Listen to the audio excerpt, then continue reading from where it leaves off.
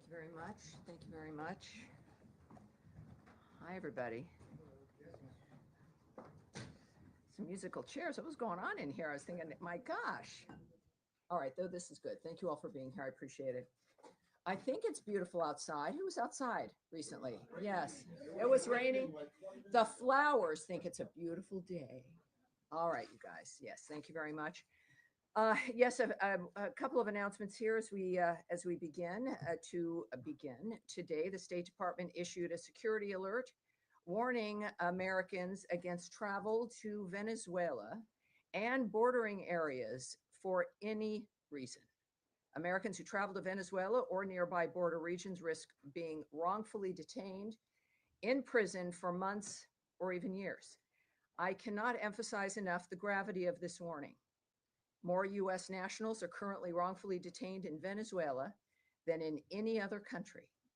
President Trump has obtained freedom for several Americans wrongfully detained in Venezuela since taking office, most recently last week. And we continue to do everything we can to secure the freedom of the remaining Americans wrongfully detained in Venezuela. We need to ensure that no additional Americans are falling into this trap. Our simple message for Americans: do not travel to Venezuela. The Secretary's highest priority is the safety and security of the American people. And thank you, everyone, especially everyone listening at home, for heeding this warning. Now, turning to Syria.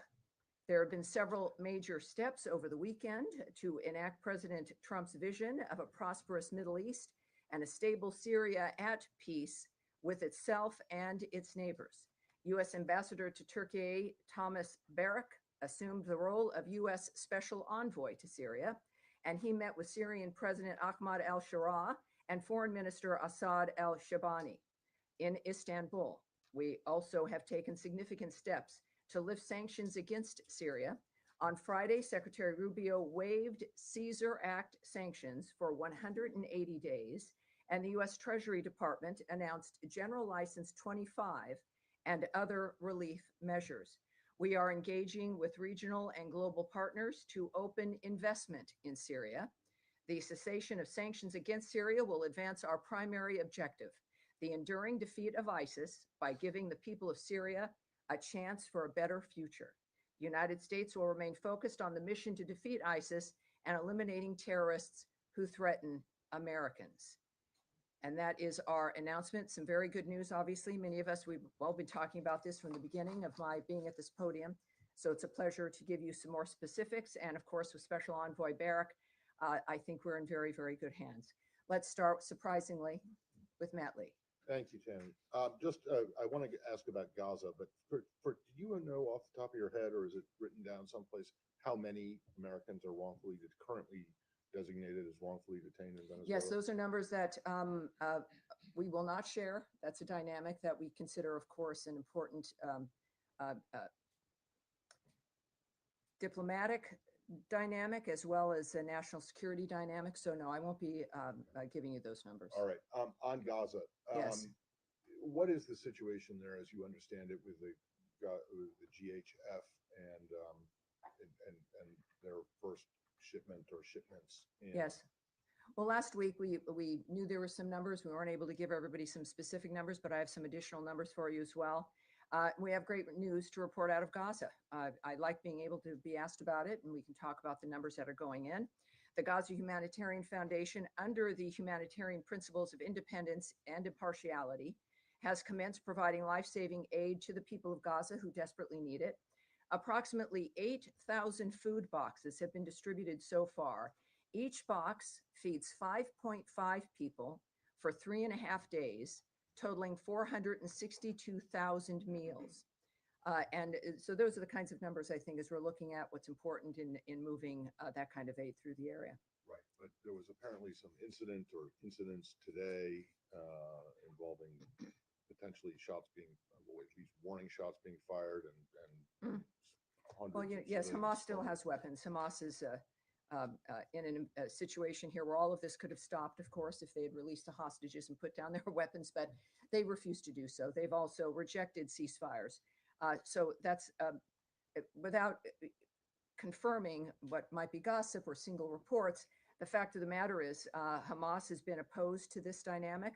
They have attempted to stop the aid movement through Gaza to these distribution centers. They have failed, but they certainly tried. The bottom line is the real story here is that the aid is moving through. And in that kind of environment, it's not surprising that there might be a few issues involved. But the good news is that those seeking to get aid to the people of Gaza, which is not Hamas, have succeeded. And last one, really briefly. Yes. I won't take up any more time, Mm. but my understanding That's is why that I'm the administration is not particularly happy with the position that the UN and its agencies have taken with regard to these shipments. Is that correct? Well, it is. From the very beginning, I'd mentioned and we had heard about the resistance by certain NGOs and the UN. It is unfortunate because the issue here is getting aid to Gazans. And then suddenly it moves into complaints about style or the nature of who's doing it, or elements of administration and being opposed to getting food and aid, as we've demonstrated here, is happening and will continue to happen because someone might feel left out, is, I think, the height of hypocrisy. So the bottom line is that clearly people who care about the nature of solving this problem are taking action and moving it forward. And that's what counts. That's what matters. Yes, Andrea. Yes, ma'am. Cindy McCain of the World Food Program was on CBS yesterday with a very different narrative. And we are hearing from the ground today from our reporters and producers and camera crews that this incident was very serious, that it was not Hamas related. Cindy McCain said that Hamas is not breaking up the food deliveries, that people are starving and there are food riots because people are desperate. And the criticism of the GHF has been that it is not independent or impartial, that it was started by the Netanyahu government with people who are supposedly independent, and that it is only operating in the South, deliberately designed with 4 distribution points in the South in order to have people in the North move south for the aid and therefore accelerate the movement of people and the putting people in the South rather than in the North where they wanted to be. So there are a lot of controversies about this from the ground, Yes. from all of our reporting. McCain said that no one had approached the World Food Program, which is still delivering food into Gaza, that people have been desperate.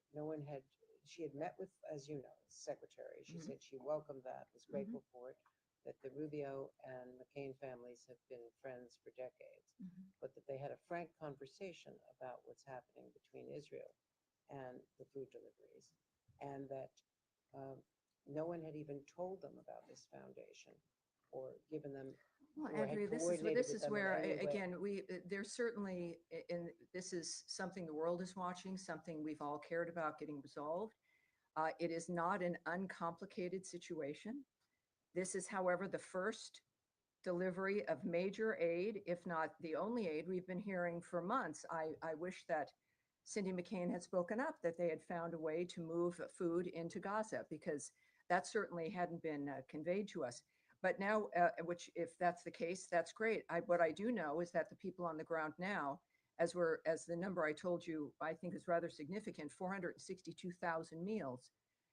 That's what we're focused on. And that this is, and I'm not going to address either gossip or complaints or people who knew or weren't included or would do it a different way or who's shooting at whom.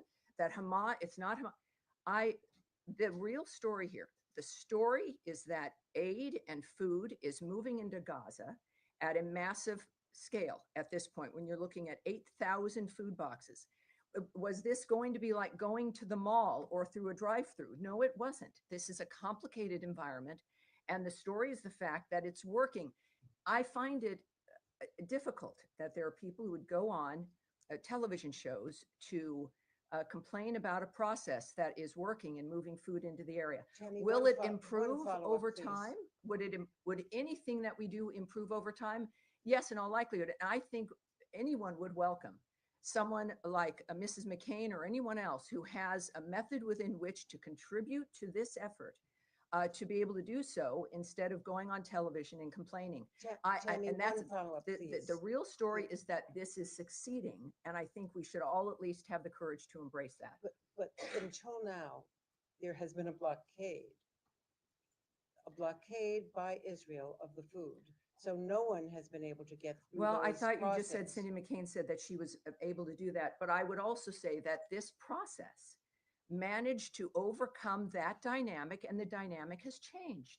Whatever it was that was hindering the Israel nature of was aid to blocking the it. Gazan people has been overcome. It clearly needs to expand. I don't speak for this foundation, but clearly we've got to welcome any dynamic that allows getting aid and food into the region, which is happening right now. And that's the story. Nadia. Thank you, Tammy. I have two questions. I understand this is the beginning of a process. For the time being, the delivery of food is at two places, which is Tal Sultan and the Murag crossing. Is this any guarantee that people who come from the north to receive this food, are they allowed to go back? Because that's the fear, that basically this is a way to move the population from the north to the south. And do you have any plan that they will expand it to go to other places? Well, in it's the not north? this again. This is not a State Department effort. We don't have a plan. I can't answer that regarding the nature of how certain situations would be responded to. I'm not going to speculate or say what they should or should not do. The Gaza Humanitarian Foundation has an email. They should be reached out to. And that's what I'd recommend regarding plans to expand, plans to make assessments of what's worked and what hasn't at this point, and what changes they might make. And what the goal is. Clearly, the goal is to reach as many people as possible. Can I ask you Yes, about sir. Iran? Yeah. Go ahead, please. The Israeli Minister of Strategic Affairs is in town, according to Israeli media. Has there been any meeting between him and Secretary Rubio? And can you update us on the state of talks between Iran and the U.S.? Is there a new meeting planned ahead? Well, I will not discuss, as you might imagine, any meetings or conversations the Secretary's having that are not public or may not be happening. Regarding the latest rounds of talks regarding Iran, we can tell you that Senior Advisor and Special Envoy Steve Witkoff, of course, and Policy Planning Director Michael Anton participated in a fifth round of talks with Iran on Friday, May 23rd in Rome. The discussions were both direct and indirect and lasted over 2 hours. The talks continue to be constructive.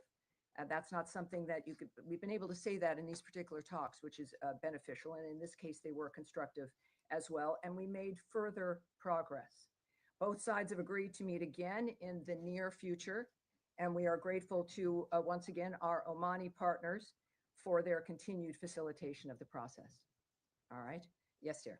Just to follow up on the Gaza Humanitarian Foundation, because Sure. I think you talked about independence and neutrality that was involved in this new foundation, but I mean, quite clearly that's not the case. I mean, the IDF itself has said this has been done in coordination with it and the foundation. So it's clearly being done, and the security of it is carried out by, on the perimeter, Israeli forces and then American security contractors.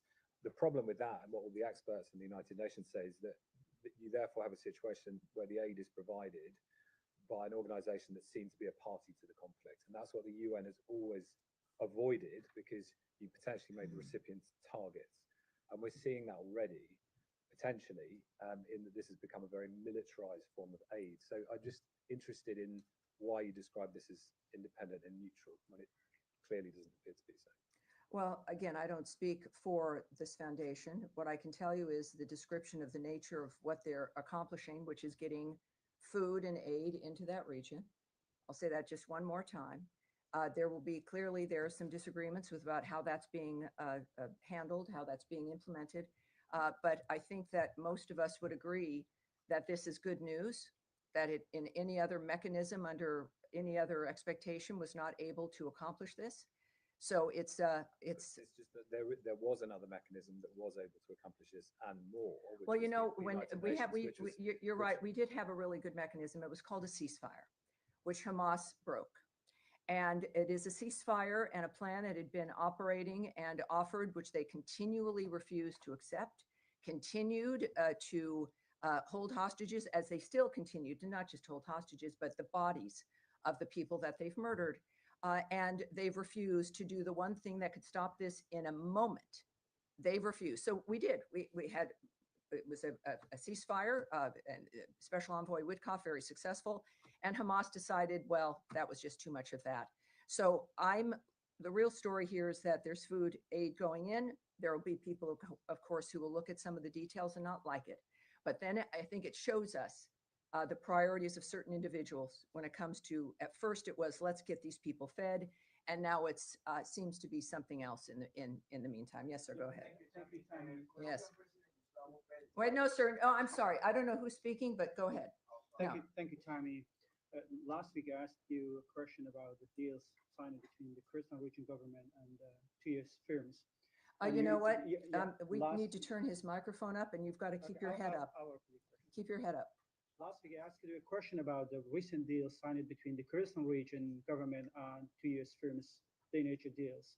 And you encouraged Baghdad to work with Erbil to resolve the issues. But this week, the Iraqi oil ministry has filed lawsuits against the two deals with the American firms. So any reaction to that, and how this impacts the US firms' incentive to invest in the region? And I have another question regarding Yes, last week we discussed some of the difficulties here, but as I said last week, worth repeating today with this new news, is that the United States supports economic deals that benefit all Iraqis, including the two announced last week. We encourage Baghdad and Erbil to work together to expand domestic gas production as soon as possible. These types of economic partnerships will benefit both the American and Iraqi peoples and help Iraq move toward energy independence. U.S. oil companies have invested billions of dollars in the Iraqi Kurdistan region's oil sector. We hope to see additional investment from U.S. oil companies throughout Iraq. We know, of course, last week, Secretary of State Marco Rubio met with Iraqi Kurdistan Regional Government Prime Minister Mansour Barzani in Washington, also on Friday, May 23rd, a busy day here. Secretary Rubio and Prime Minister Barzani discussed opportunities to further increase trade and investment between the United States and the Iraqi Kurdistan region.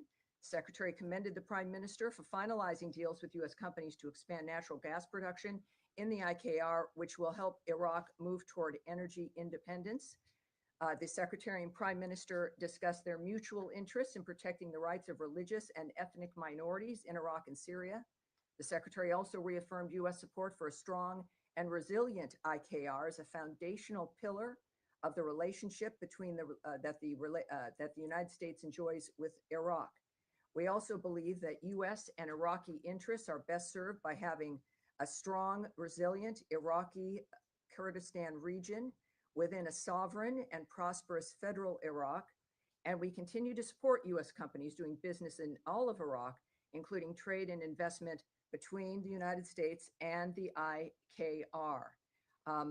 As far as the nature of the lawsuits, it's again, obviously we are looking forward to continuing these kinds of deals. We expect these kinds of deals to flourish and expect and would hope that they would be facilitated. But it's again, we've got to underscore the importance of an independent and energy independent region, and this is one way that we're going to be able to do it. And another question on Iraq, Sure. yeah, in separate issue. Do you confirm if there's any U.S. involvement in any negotiations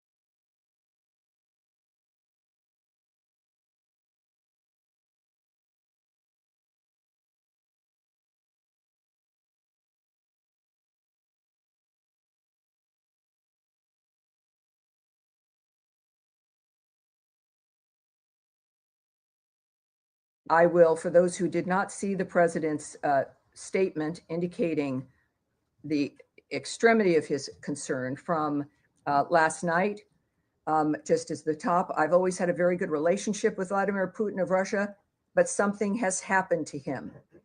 He is needlessly killing a lot of people, and I'm not just talking about soldiers. Missiles and drones are being shot into cities in Ukraine for no reason whatsoever. And that goes on, and that's from his Truth Social account. And this morning, he noted, what Vladimir Putin does not realize is that if it weren't for me, lots of really, really bad things would have already happened in Russia. And I mean really bad. He's playing with fire. Sorry, Yes. one quick follow-up, Tammy. The Germans say the U.S. has lifted all of its restrictions on the use of long-range weapons. Can you confirm that? And when was that? And I'm not decision going to taken? discuss that. No, I'm not going to confirm that. Yes. Thanks, Tammy. On that memorandum for peace that Russia's supposed to be coming up with, Mm.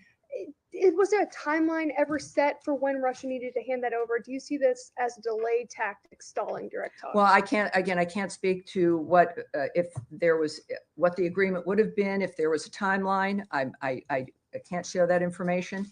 I think clearly you should look to the president's sentiment that he's made very public as to indicate whether or not he's satisfied with what they've done. Yes, sir, in the back. Let me follow up on that question. Get your reaction to Russia's response to the president's tweet, calling it quote unquote emotional.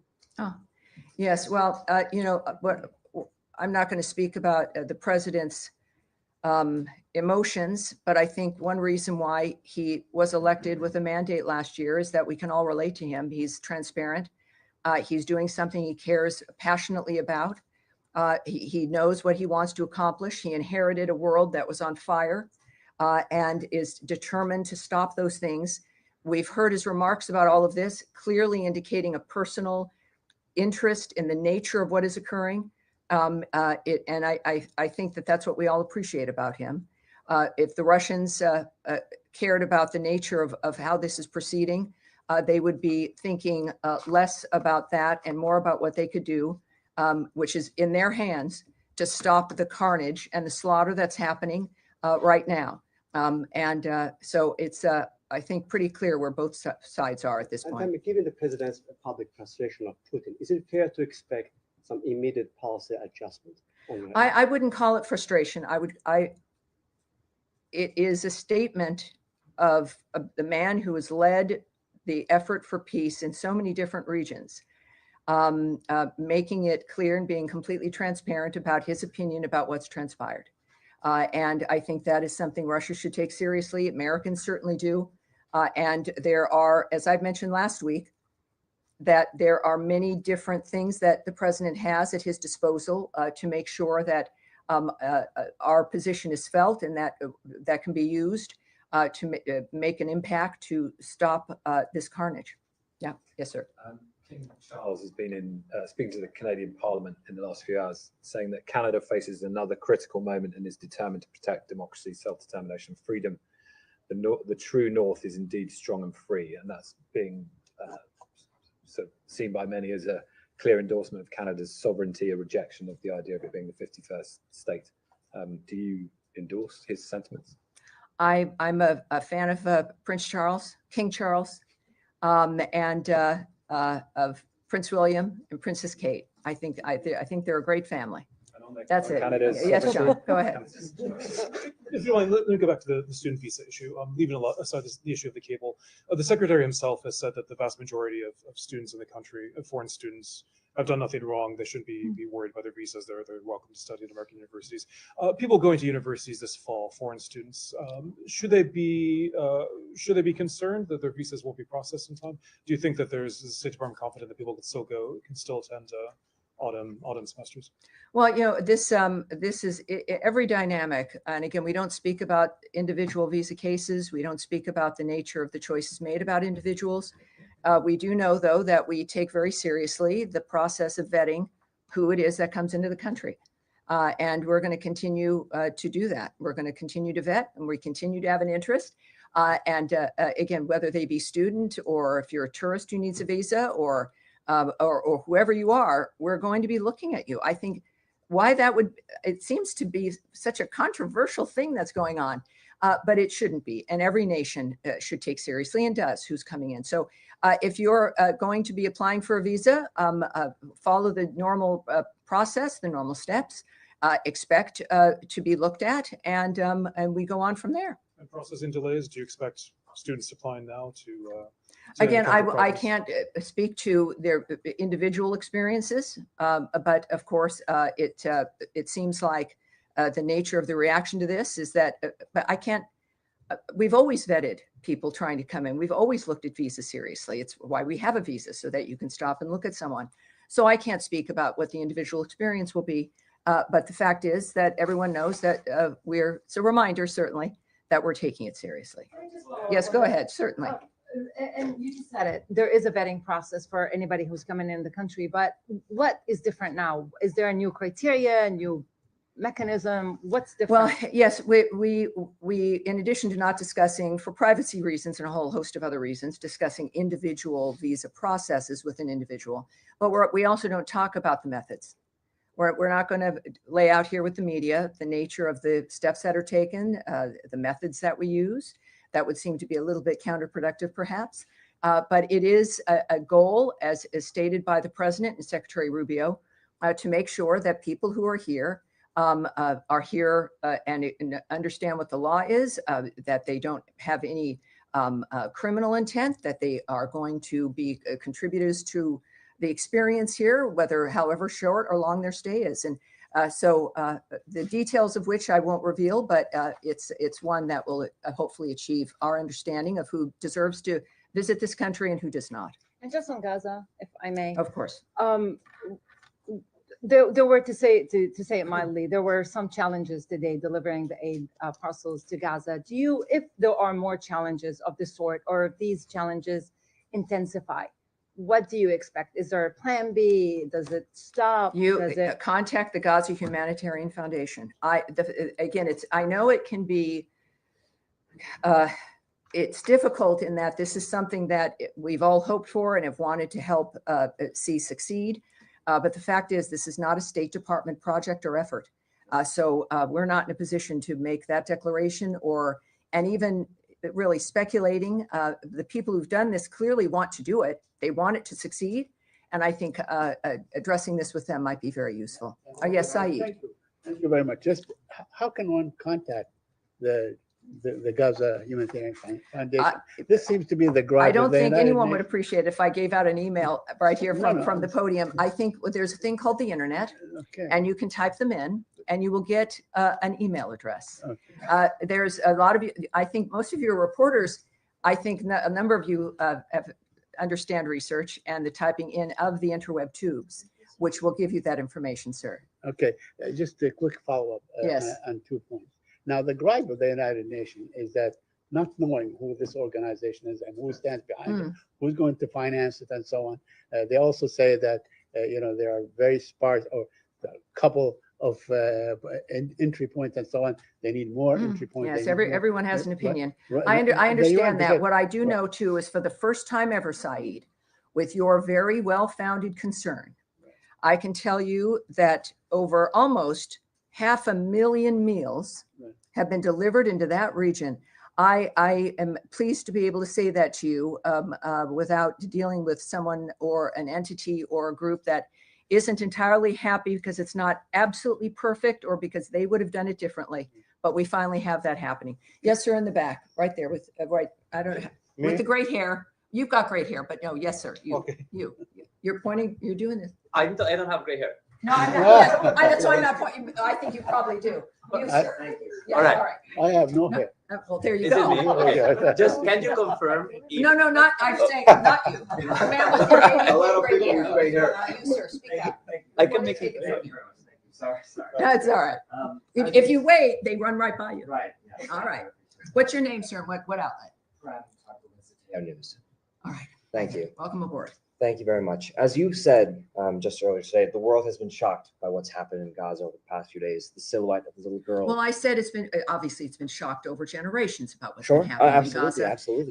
And that Hamas certainly has refused to stop that violence. But go ahead. So, but just in the past few days, we've seen the silhouette of a little girl trying to flee burning classrooms surrounding her, killing people around her. We've seen thousands of Palestinians starved by Israel's blockade, herded between fences as they try to get fed today.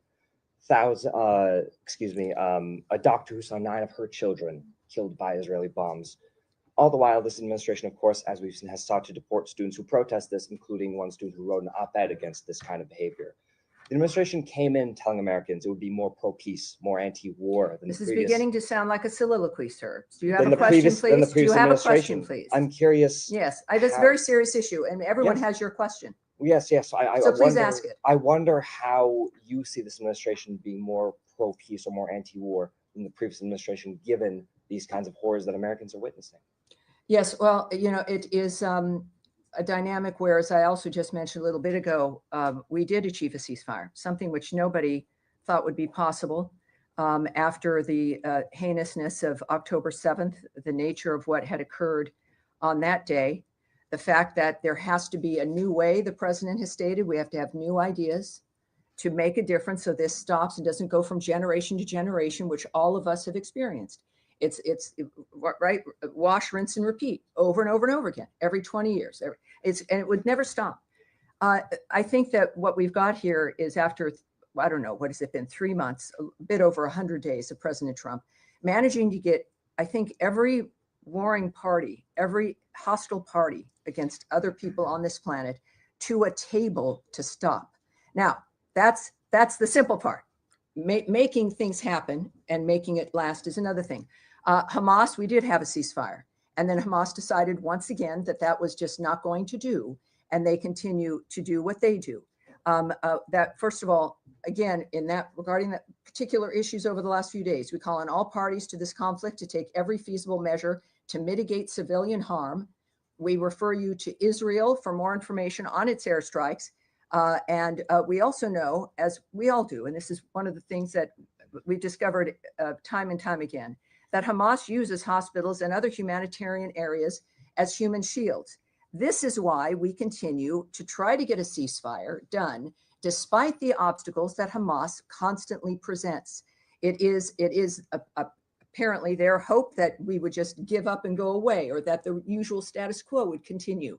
But President Trump is not that person. He's a person who gets it done. And after decades of conflict, I understand you're frustrated after maybe 3 months of it not being perfect yet. But that is what we are going for. We will continue to work for this. It is President Trump's commitment. Yes, Eric, please. Eric, go ahead, please. I wanted to ask you, the end of last week, we reported, and you began. And you're Bloomberg, for those watching who don't know. Go ahead. You began the conversation today, or excuse me, the briefing today, with a reference to Venezuela and to the challenges faced by Americans in Venezuela, the repression of the Venezuelan regime. Correct. The license for Chevron to produce oil in Venezuela expired yesterday. Our reporting is that there's a very narrow license for basic maintenance to make sure that equipment that's in the country doesn't become completely unusable, so that one day, if there's a change of government, it might be possible to drill and produce again.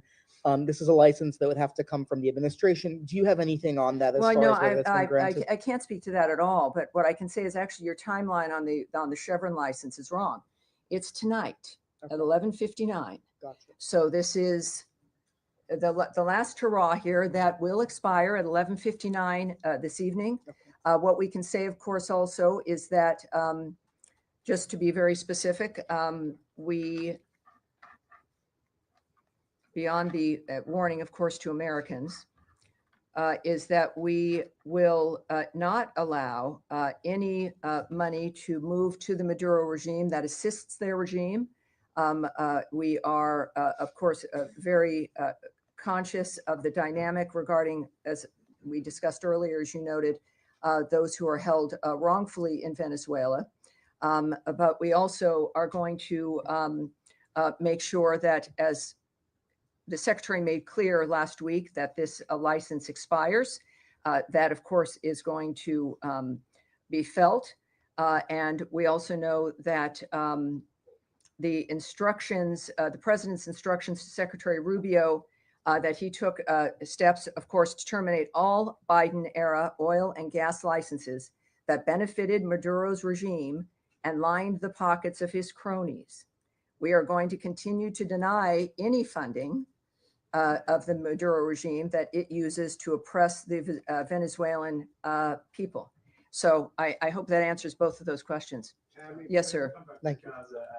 Specifically because tomorrow the Germany's foreign minister is going to be here and meeting with the secretary. And Germany's government has kind of shifted quite a lot in the last few days on their position of support for Israel. They've been, you know, alongside the US, one of the main backers of Israel in this war. And now they're saying, you know, the chancellor is saying that the war in Gaza is no longer justified by the need to fight Hamas. So it seems like whatever coalition was left of countries, including the US, backing Israel seems to be getting smaller.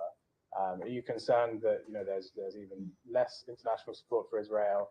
Does that influence the way that the US is thinking about this? That you know, one of the main European countries backing Israel is well, backing again, Israel. Chancellor Merz noting that Israel's actions can no longer be justified. The fact of the matter is that Hamas has put the people in Gaza in this situation by launching that attack on October 7th, and by continuing to hold hostages, including the bodies of 4 Americans, and continue, of course, to maintain their weapons. So when we think about actions that can no longer be justified, I think we should adjust ourselves and look at what put us in this position in the first place. Regarding the UK, Canada, France, and any number of others that took disappointing steps last week, unilateral recognition of a Palestinian state, in this case, is unproductive and obstructs ongoing US efforts towards peace in the region.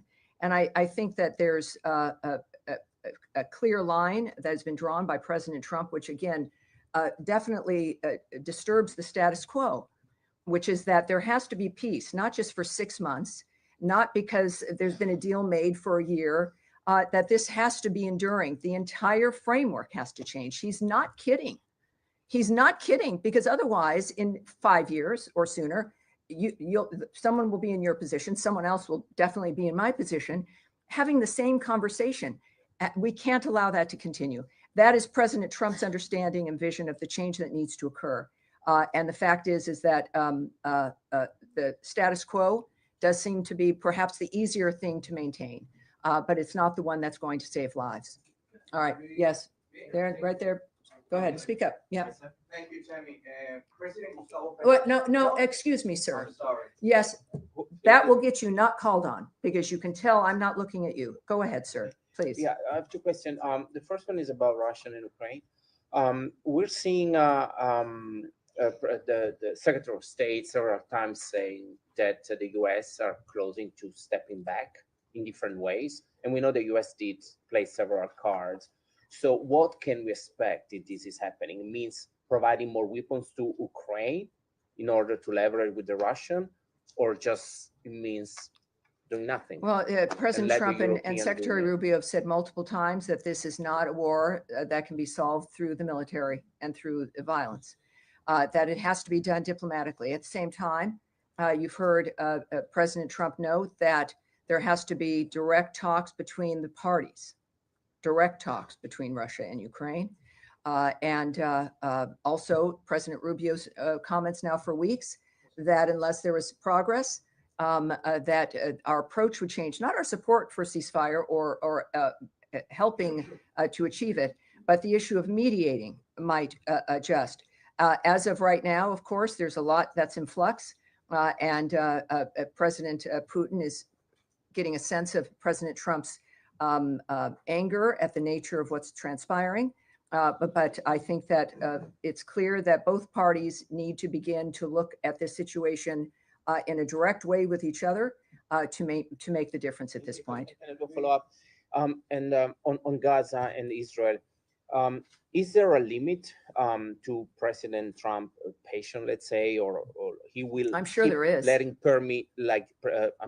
letting Prime Minister Netanyahu doing what he's doing in Gaza, or President Trump at a certain point will say, "Stop, let's." Well, if you see President Trump, you could ask him directly that. I'm not going to presume. I know I'm not going to presume President Trump's frame of mind about what he's willing to do or won't do. This is a man who's serious about getting a situation finished, of getting a deal done, of ending the situation which he is clearly confident it can end. My assessment of what he would do, he is him for a reason, and I'm not him. The last thing I think any of us want to do is second guess the president, certainly in this case, President Trump. He's also a human being, even though sometimes, he does more than what the average human being can do. But I feel that, as we've seen today with Putin, that there is a point that he looks at things differently, and how that manifests, just like with everything else in this administration, it will happen quickly. And that's what I've got for you today. Thank you, everyone. Thank you. And I'll see you on Thursday. Happy ending of the Chevron license day. Happy ending. All right. Thank you. Thank you. All right. That's it.